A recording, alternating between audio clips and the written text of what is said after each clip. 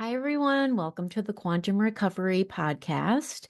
I am Andea, your host, and today I have a very special episode for you. Not sure it's going to be a fan favorite, but it sure is what's going on in my life right now, and I couldn't not share it with you. So, I am going over the stimulant caffeine and why I quit. And I have actually created slides for you because I wanted to give you a preview of the details. And I'm not going to be sharing these slides. They are added to, I'm going to be adding them to the Quantum Recovery Reset. And as time goes on, I'll be doing other specific drugs so we can really understand how they are affecting us at a quantum level. And today we're going to go over caffeine. And this episode I'm going to be sharing my screen because I want you all to see. So if you are listening to this on audio, I would encourage you to just check out the YouTube video if you can. If you can't, it's okay. I'm going to be saying everything on the slides so you're not missing much. I didn't put any pictures or anything. They're kind of wordy, but that is because I want you to have the information all in one spot. And I think this was the counselor in me wanting to make these slides because I think that they're just really helpful. They're not only helpful for you, they're helpful for me as well. I do reference back because it's not like I'm memorizing all of this stuff and I have it all in my preview all of the time. I am human and I do need to revisit things. And because of that, I like to create specific notes for myself.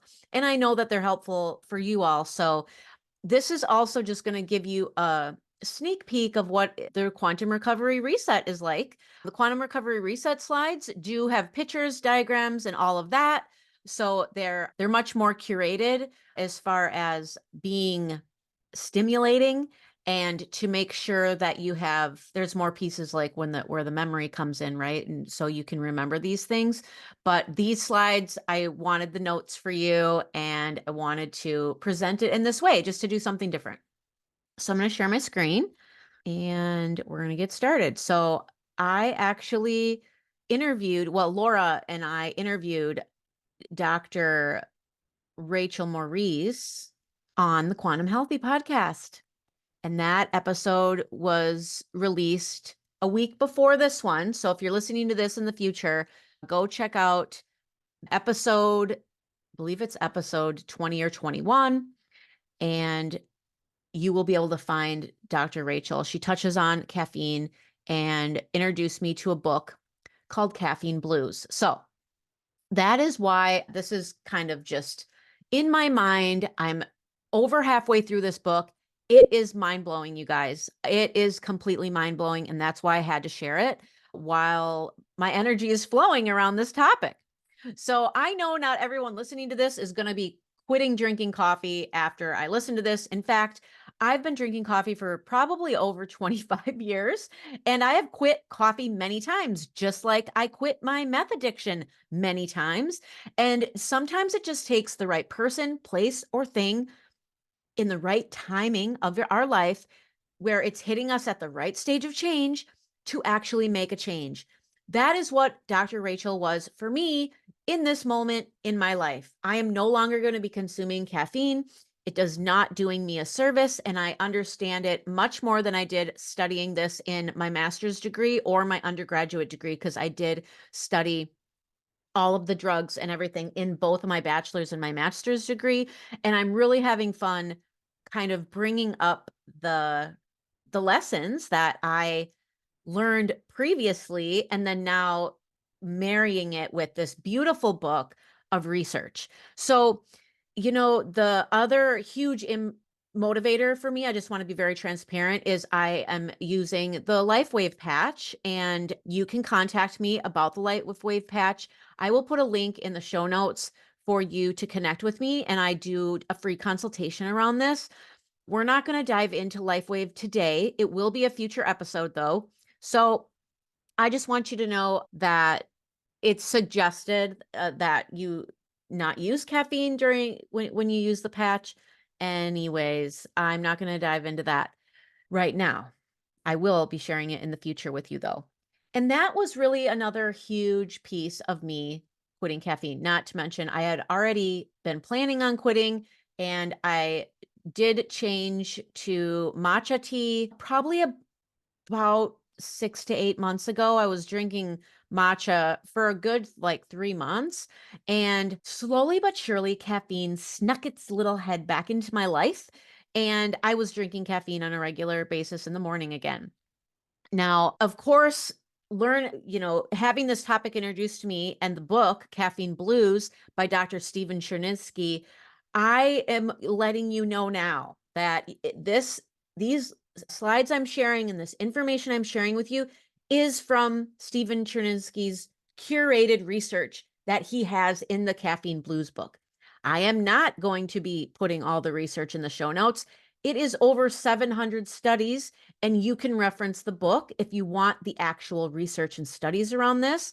But rest assured, it's all in the book in a nice compact form for you, just how I got it. And I'm so grateful for Stephen. I hope to get him on the podcast so we can hear directly from him.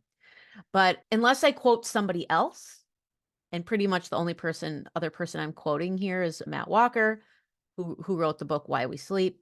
But other than that, that is your resource. And I will put a link to that book in the show notes for you, so you can easily click on that. No affiliation, just for you to, so it's easy cheesy, lemon squeezy.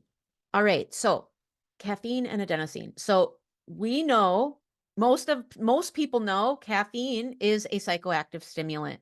It is the same alkaloid group as nicotine and cocaine. So caffeine is an addictive substance. Now, how do we know when we're addicted to a substance? It is going to wreak havoc somewhere in our life. It is going to disrupt our life in some way. So I noticed that I was finding myself with a little bit of disruption, and I didn't like it. I didn't like that I had to make sure, like every single time we went camping, oh my gosh, if we forgot the coffee or we forgot anything that we needed for making the coffee, we were off to some store to find what we needed. And it was like, that's it. I didn't feel good about that. I did not feel good. It was wreaking havoc on my life in that way. Now, that might not seem like a big deal to some of you, but it was a stressful thing for me.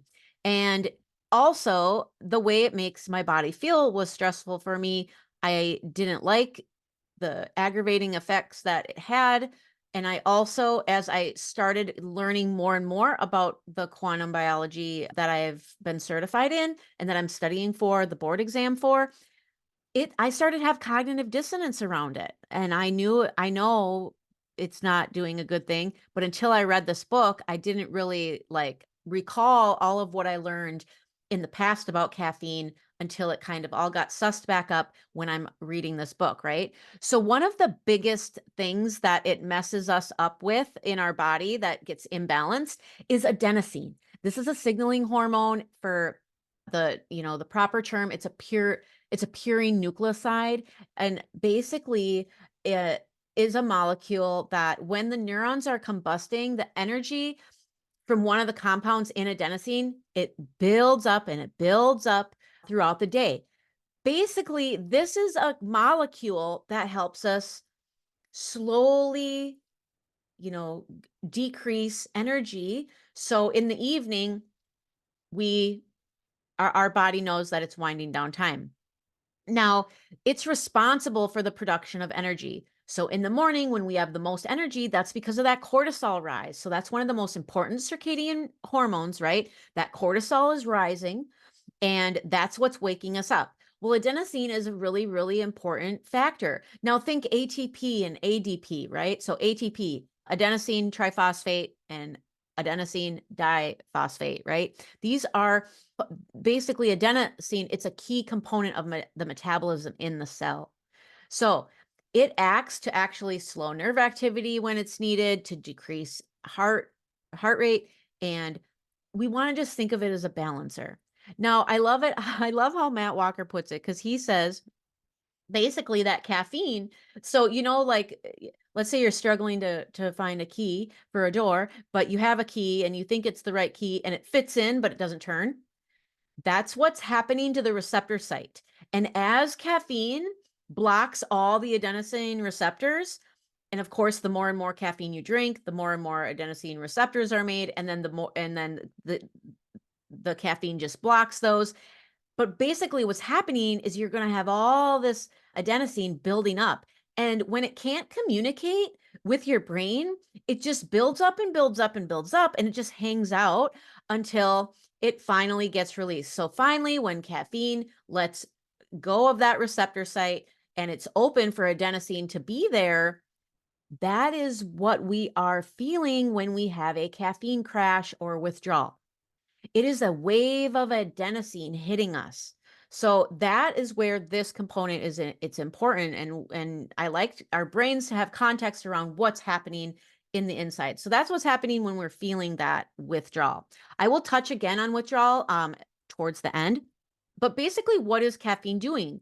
Caffeine is triggering cortisol, it's triggering dopamine, it's increasing our heart rate and our alertness and our happiness and all the things, but it's doing that in a way that's actually hijacking our nervous system. When we feel this energy from caffeine, it's actually our nervous system, and it's basically borrowing tomorrow's energy.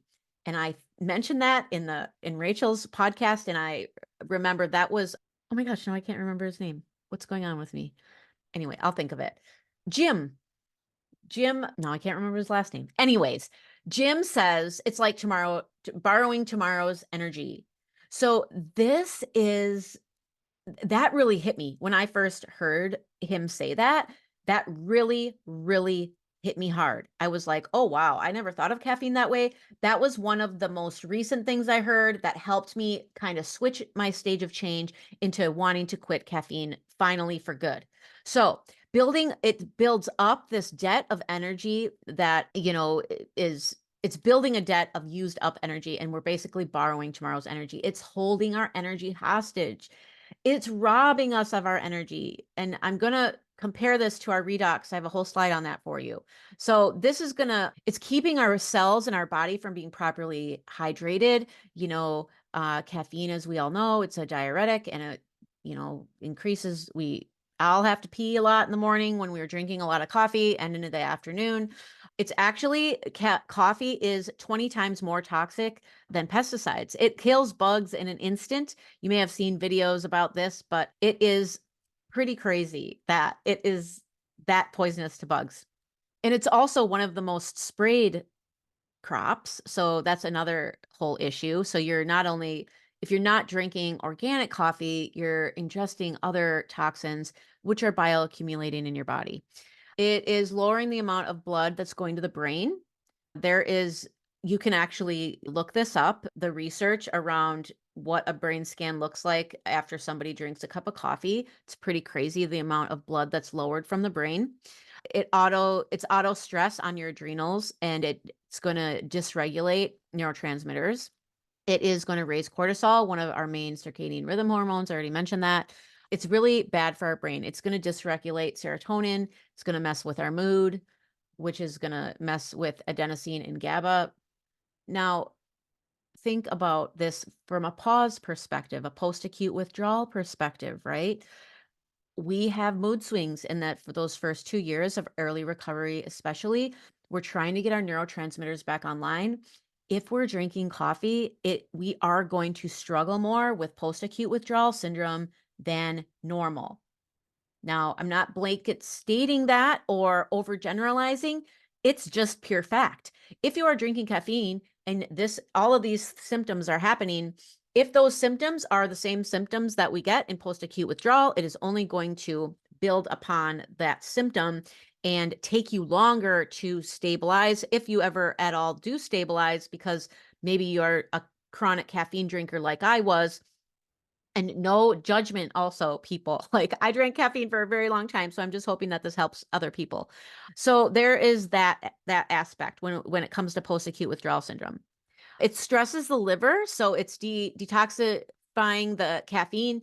that happens in the liver, and it's going to, of course, affect our hormones as well. It causes premature aging because it reduces DHEA that's produced by the adrenals. We want DHEA. That is a very magical molecule we want to have working in our body. And also, Stephen Cherniske, the author of this book, he's actually written a whole book on DHEA. So he does a really great job of putting the effects of that in the book, if you're interested in that. But that's a whole another topic that we'll cover at some point. Disrupts sleep and reduces the quality. So, of course, this is going to be a circadian rhythm disruptor, especially if you're building a tolerance and you are you're not going to be getting a good restorative deep sleep. Okay, so your circadian rhythms are going to be disruptive, especially if you're drinking coffee past noon because of the half-life, and we'll go over the half-life and everything in a minute. It increases your blood sugar, and so does artificial light at night. So remember that. So your blood sugar is really out of whack when we have all of these things happening at once. So if we're getting exposed to artificial light, and then we have, so blue light basically indoors, and then we're drinking coffee, we have this increased sugar. And then if you are putting sugar in the coffee, there's another factor. So there's just this trifecta of a sugar increase if you're drinking sugar with your coffee. This is going to cause us to go into fight or flight mode. And remember, when the sympathetic nervous system is on, which is what coffee is doing, it is hijacking our sympathetic nervous system. We're not able to do any healing. We have to have our parasympathetic nervous system turned on for healing to happen. So especially if you are someone with another underlying health issue or an autoimmune or something you have going on, another chronic disease, maybe diabetes or whatever, you are, I think this is, worthy of your attention. Let's just say that. It releases insulin, your fat storing hormone. Who wants that? I don't think any of us want that. And then, of course, there's nutrient deficiency. It's going to rob our iron. It decreases B vitamins, thiamine, and other minerals. And when we're doing like these wonderful things to our water, to structure our water, to remineralize our water, and do all these things, we're literally washing it out with the coffee that we're intaking. So if you have like changed your water and you're in your water practices, you're no longer drinking tap water, let's say, even if that's the one simple change that you've made, that's amazing. And I'm very proud of you for not drinking tap water anymore. But then you are drinking the caffeine, and you're basically taking that beautiful mineralized water that you're now drinking, and you're just washing it away with caffeine. We don't want to do that. All right, so half-life. This is the time it takes for your body to eliminate half of the dose. Keyword, half. It's only eliminating half of the dose. So basically, we have caffeine buildup. For those of us who are drinking caffeine chronically every single day, all day, we are basically always having caffeine in our system, which is not good. So 3 weeks, it actually takes 3 weeks for your body to regulate again after you quit caffeine. So the half-life is about 5 to 6 hours. Now, when it comes to women, I just want to touch on this. There's a whole chapter in the book about how women are more affected by caffeine than men. So 2 weeks leading up to your period, the half-life can actually be about 7 hours compared to the 5.5 average. Okay. And also, if you use birth control pills, you are going to reduce the clearing of the caffeine even more, because it's going to reduce your liver's ability to detox it. And basically, the birth control pills, they require about 2 times as the normal time to detoxify the caffeine. So it's basically slowing down the whole process and gumming it up. And there's a whole chapter on women's health. I'm not going to get into all of the details, but you guys, this book, I'm just touching on some of the really huge takeaways for me, but this book has so many more takeaways, and it's a very amazing book. So what are you doing after you consume caffeine? Well, I know for me, most mornings I was sitting at this very desk and getting to work. So if you exercise, it says you might work off some of the stress hormones, glucose increase, and fatty acids that were released into the bloodstream. Keyword might. But if you are sitting at a desk, the biochemical events that are a result from caffeine consumption will result in well understood documented damage. Now, this documented damage is he's alluding to all of this research that he has curated in this book. Now, the importance of having a good redox. So remember, redox is how well we take the energy that we bring into our bodies. Remember what that is from sunlight, food, grounding, movement, how we collect electrons, and then how we convert that into energy we can actually use. So think about the electron transport chain when I did the mitochondria episode. You can go back and listen to that if you need a refresher, or you're listening to this maybe for the first maybe this is the first episode you're ever listening to. You might want to go back and listen to some things for a lot of this to make sense, because this is a cumulative learning experience when it comes to me marrying this to quantum. I'm not going to be diving into too much detail, but just think about the electron transport chain. Caffeine, the energy that we feel from it, it's literally hijacking the nervous system and it's stealing the energy. It is a false sense of energy, and it's basically robbing us of all of those good efforts when we are trying to build a really strong redox. So some will say that, I am one of those people that, caffeine doesn't affect me. I can drink it right before bed. Okay, so he does touch on this in the book, but I am also going to touch on it and add to what he says is that this is actually a sign that you've built a really high tolerance to this drug. And that is also a sign of circadian rhythm disruption. So I would be very curious to see your sleep patterns and if you're getting into that deep restorative sleep, because I can pretty much guarantee that you're not, because this is how we know. Caffeine is going to keep that cortisol in basically rising for no reason. We don't need it in the evening. And remember, cortisol opposes melatonin. Melatonin is the most important antioxidant. Melatonin is what we need triggered in order to get that restorative sleep for cellular cleanup and all those good things to happen at night. So if you are one of those people who can drink coffee before bed and not be affected, that's what's happening. You're not getting that restorative sleep. You're likely in the cycle because you're feeling very tired, and then you're needing, of course, that caffeine to perk you back up. And it's just that vicious cycle, right? So what about the good parts of caffeine, India? There's good things about caffeine, like antioxidants and blah, blah, blah. There are things that are going to be quote unquote good. And actually, Stephen goes over some of these things in the book. The things I'm just going to really just touch on this because there's so many things I want to tell you guys. But, matcha, green tea, chocolate, soda, all of those things have caffeine, and the cost really outweigh the benefits here. The most important antioxidant we want triggered in our body is melatonin, like I just said from the previous slide. And for the damage that's being done, if there are any benefits that are really true benefits, because he has a counter for every single one of those, caffeine's keeping you, it's blocking you from what we want to see naturally. Remember, Mother Nature always has the answer, and our body's own natural ability to energize us is what we want to tap into especially in early recovery, especially. And for anyone out there, I want to go on a tangent for just 1 second. If anybody out there is listening or is in very early recovery, like first 90 days, I would challenge you to quit caffeine. And I know it's hard because if you go to meetings and stuff, there's always coffee. I would challenge you to pull the Band-Aid off, because you're gonna feel so incredibly better once you're not drinking the caffeine. But I'm not here to tell anybody what to do. I'm honoring everybody's stage of change and where they're at. So I have a slide for each and every one of you. But I just thought I'd mention that.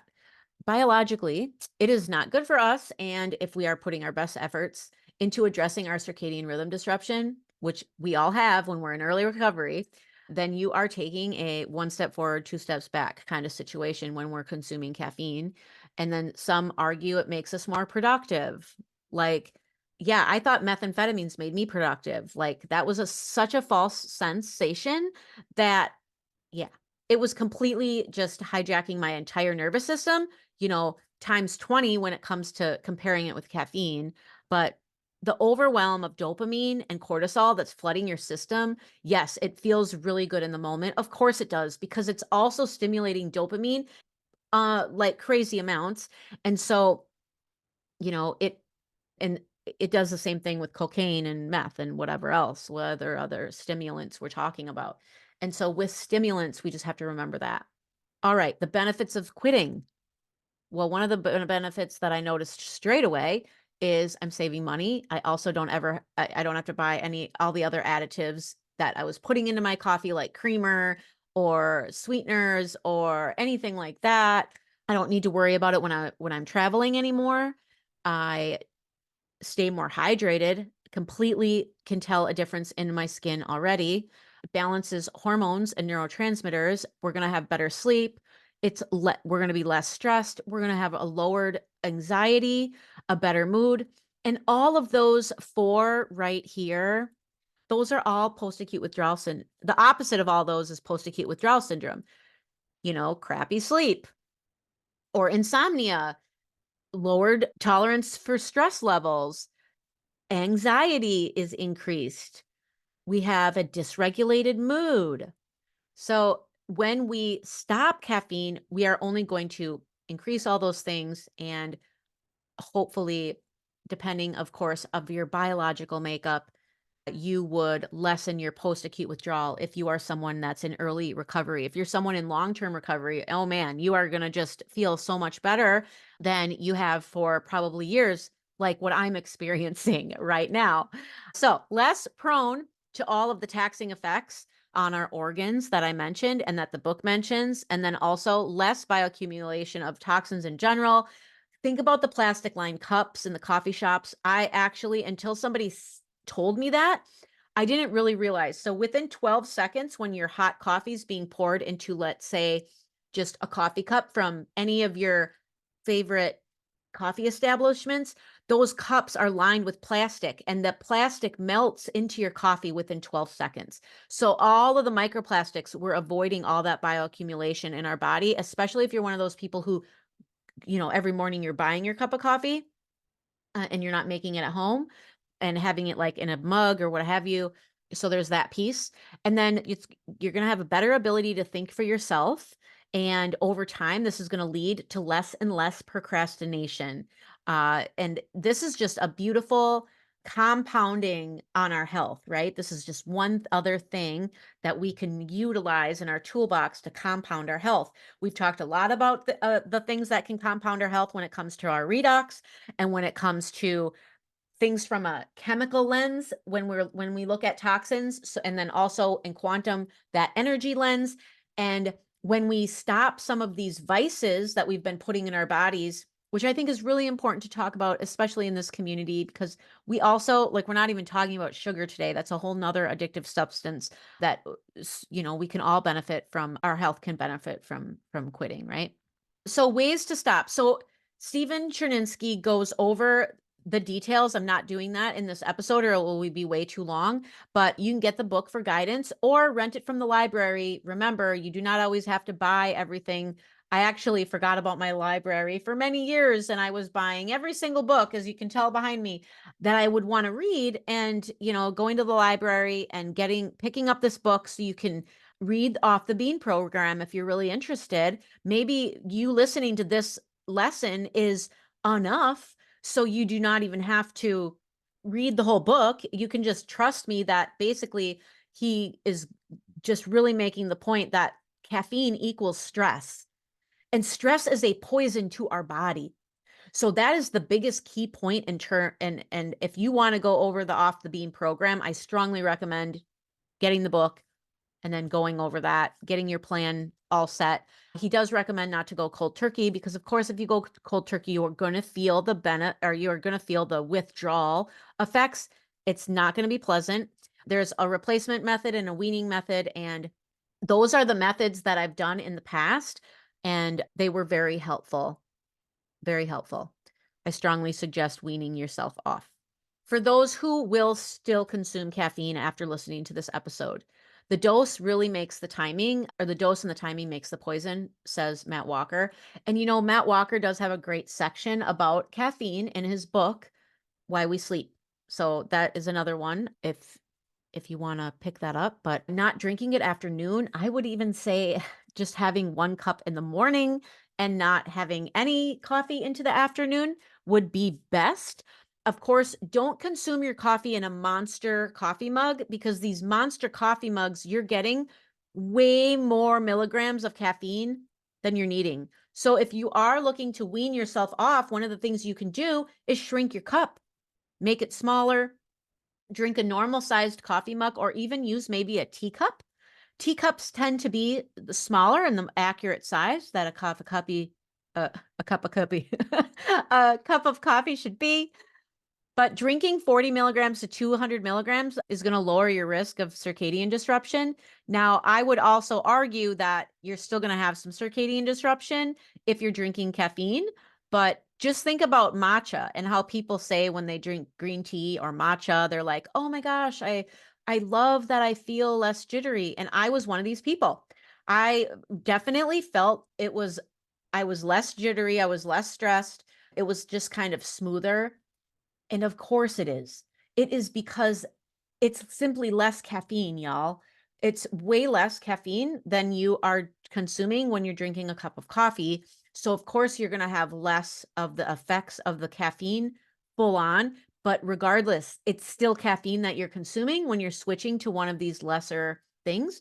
But this is a really great way to also wean yourself, is if your ultimate goal is someday to quit coffee, but right now you're like, don't think I can let go of caffeine.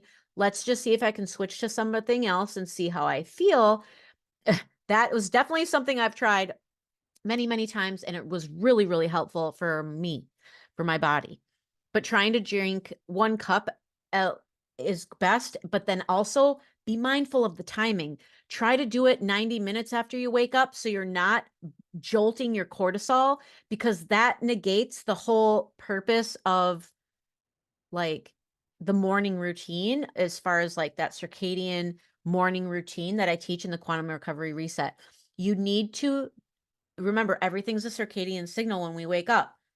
When you eat your food, when you drink your coffee, all of that is a signal. And when you drink the coffee right away when you wake up in the morning, you get a really stark rise in cortisol. And that actually contributes to leptin resistance, which I'm not going to go into today, but it's something that you definitely don't want. Leptin is a very important circadian hormone, and we'll go over that topic in the future, but just know that you want to be drinking your caffeine at least 90 minutes after you've been awake. So this way your cortisol has slowly risen, and now it's, up there, and the coffee, it will increase it, but you're increasing it at the right timing of the day. The circadian timing is on point. So that's what we want. We want that circadian timing to be on point. And when we want to consume, if we want to still consume this coffee, we at least want to do it when it's circadian friendly to do so. So that cortisol's already on that rise and it's been rising. That's why you want to wait that 90 minutes. Super important. Now, for those people who do want to, maybe this is a motivating episode for you and you decide to wean yourself off. Of course, we can wean ourselves off with decaf coffee and things like that. But this slide is about alternatives. So these things are completely caffeine free. Of course, there are many, many herbal caffeine free teas out there that are just lovely treats. There are so many nice ones. Make sure you look at the ingredients. You do not want natural flavorings in your tea. That is, and you also want to get a good quality tea bag. I like silk tea bags, because they're compostable. They look really nice. That is just a bonus. But the main thing is the tea bag itself is not leaching chemicals and microplastics into your tea. Also, that would negate the purpose of switching to a nicer thing. We want to try to lower that bioaccumulation of toxins. So make sure you're looking at the ingredients also in coffee substitutes. But some of my favorites are Dandy Blend, Tikino, I think is pronounced. And then there's lots of mushroom coffees out there as well. I've only tried one mushroom coffee. I like Tikino and Dandy Blend better, but that's just me. But mushroom coffees have their place, and they're very nutritious and whatnot. So those are all options. In the morning, I like to drink hot lemon water. I sometimes add ginger to it, depending. But in the morning, the best thing to get into your body right away is minerals. So actually swish with Sole water and then I swallow, because I know this is going to sound kind of gross, but it's true. The bacteria in your mouth are actually really healthy for you, and they contribute to your gut microbiome. So I swish with the Sole water, which is basically, for those of you who don't know what Sole water is, it's basically big, huge. I have big, huge Himalayan salt rocks, and they just sit in water for 24 hours. And then you can take a teaspoon of that water, put it in a cup, and then I concentrate it. So I just put a little tiny water in the cup, and then that's what I swish with. So it's very salty. And then I swallow that. And not only did I get all of those beautiful minerals, but I got all that bacteria in my mouth, went back into my gut to nourish my gut microbiome. And then I follow that with a cup of structured water. So alternatives being water. Water is a beautiful thing. We want to hydrate ourselves. We want to be being mindful of the water that we're drinking. And we've done water episodes already on Quantum Recovery Podcast and the Quantum Healthy Podcast. So for those of you who have made good progress towards the water that you're drinking, structuring your water in essence is a little bit of a ritual, right? And so when we're structuring our water, that's actually an alternative to nourish and strengthen our body. I thought it was worthy to add here. Okay, so final thoughts. So I justified basically for a really long time my coffee habit, because I was only paying attention to the so-called quote unquote benefits, right? And it helps with weight loss and it has antioxidants and blah, blah, blah. The costs simply outweigh the benefits by so much that I cannot unread what I've read and know now that I will not be going back to stimulants. I am considering myself stimulant free now, because for a really long time, for 16 years, I've been in recovery from methamphetamines and other stimulants. I always say meth because that was my main one. I used it for 12 years, and my personality just didn't like downers. I didn't enjoy them, but I've always loved stimulants. Well, what is the most, societally acceptable stimulant? It's coffee and cigarettes. I also smoked for 20 years. I don't smoke anymore. I haven't smoked in a very long time, but this coffee vice has been just sticking with me for a long time.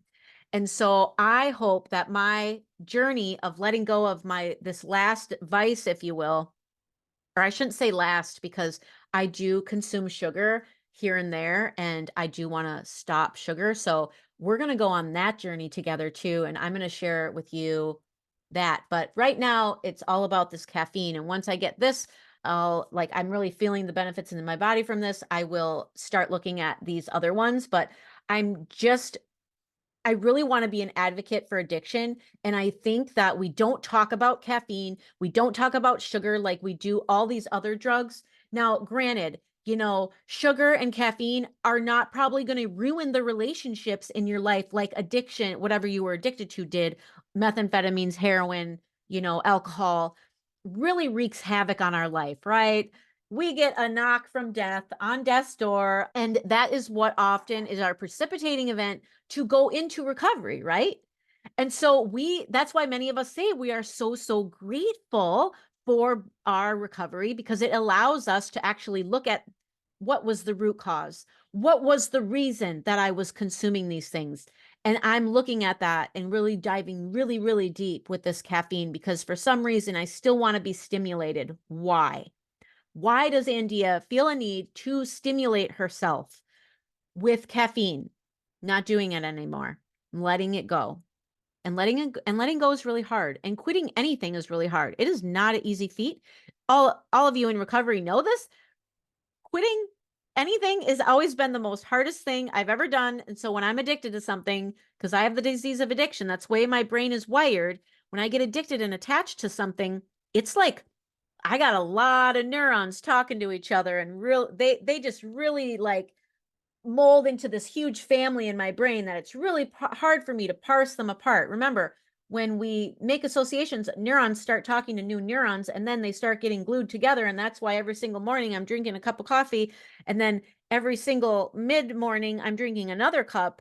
And then in the afternoon, I was reaching for an iced coffee. And then in the evening, I was eating some chocolate on top of all that. So most certainly my melatonin was messed up for a long time. Now, I have way more energy now, of course, that I've stopped.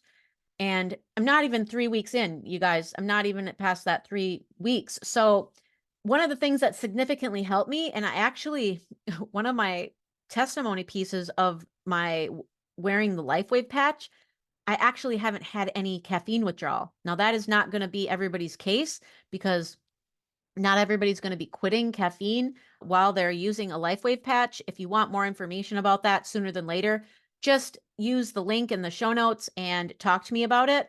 But I just cannot say enough good things about quitting caffeine, and I just want to promote it.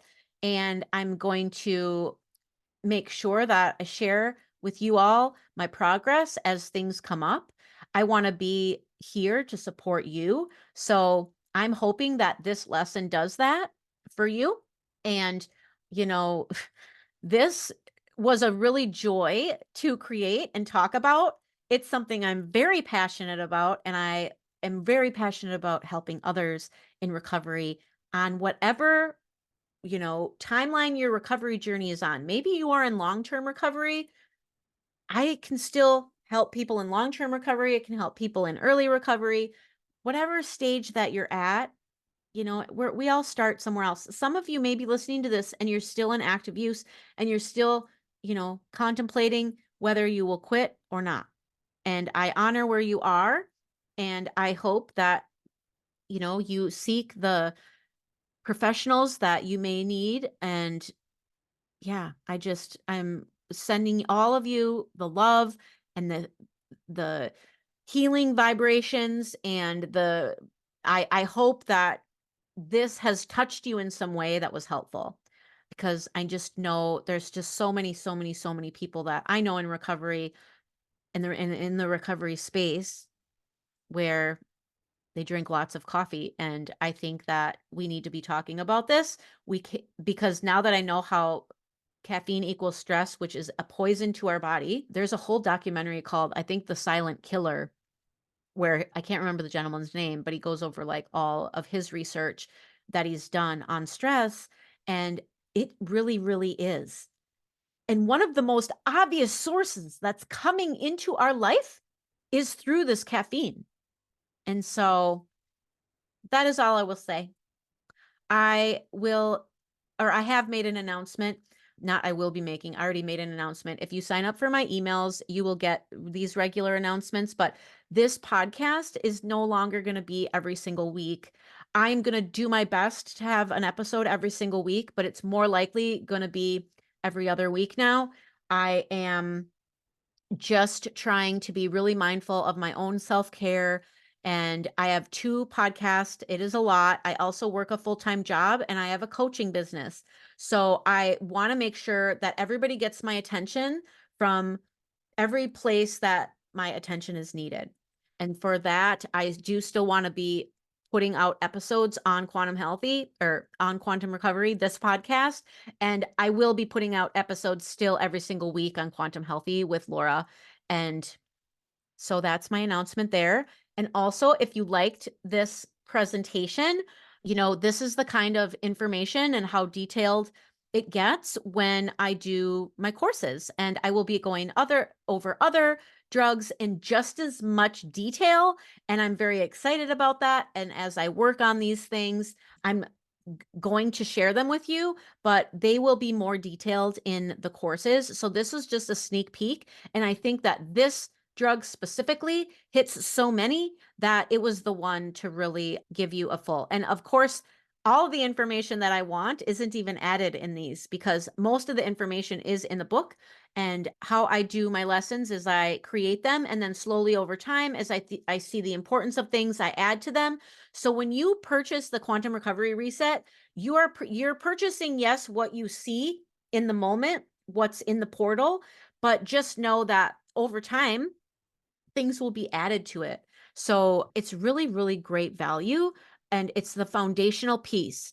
As I create courses in the future, a prerequisite is going to be the quantum recovery reset. And the reason for that is because in order to do the other courses, you have to have your light environment established and addressed. So there are a lot of pieces to it, and there's a lot of behavior change that's involved. And I'm here to support you with all of those behavior changes, but it doesn't just happen overnight. And I've been working on this journey of mine for my quantum health and my toxin-free life for 6 years now. And I'm still making swaps and changes and whatnot. So just know that be patient with yourself, give yourself grace. It all will happen with time. And we learn these little tidbits, and then we apply the things that are at the ready when we are ready in that right stage of change in the moment. And hopefully, as you listen to these episodes, it's helpful for you on your journey. So with that, I will end, and I'll see you all next time. Drink water. Thank you so much for listening. I hope you found value in this information. And if you did, please share it. Another way to support the podcast is to leave a 5-star review. If you want to connect, you can message me on Instagram or email me at ANDEEARAE@outlook.com. And remember, drink water.